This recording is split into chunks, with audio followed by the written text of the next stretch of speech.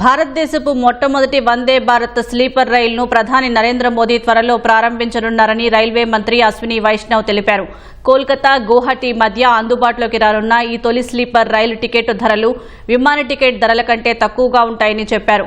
ఢిల్లీలో జరిగిన ఓ సమావేశంలో ఈ మేరకు వివరాలు వెల్లడించారు. రాబోయే 15 నుంచి 20 రోజుల్లో ఈ రైలు అందుబాటులోకి రానుందని అశ్విని వైష్ణవ్ చెప్పారు. జనవరి 18 లేదా 19 తేదీల్లో ఈ ప్రారంభ కార్యక్రమం ఉండొచ్చన్నారు. రైలు ప్రారంభం గురించి ప్రధాని మోదీకి తెలియజేశామని చెప్పారు. రాబోయే 2 నుంచి 3 రోజుల్లో ప్రారంభోత్సవ తేదీ వివరాలను ప్రకటిస్తారని అశ్విని వైష్ణవ్ తెలిపారు. ప్రస్తుతం కోల్కతా గువాహటిల మధ్య విమాన ప్రయాణానికి 6,000 నుంచి 8,000 ఖర్చవుతోందని వైష్ణవ్ అన్నారు. వందే భారత్ స్లీపర్లో థర్డ్ ఏసీలో టికెట్ ధర ఆహారంతో కలిపి సుమారు 2,300 ఉంటుందని చెప్పారు. సెకండ్ ఏసీ ధర సుమారు 3,000, ఫస్ట్ ఏసీ ధర సుమారు 3,600 ఉండొచ్చని తెలిపారు. మధ్యతరగతిని దృష్టిలో పెట్టుకుని టికెట్ ధరలు నిర్ణయించినట్లు చెప్పారు.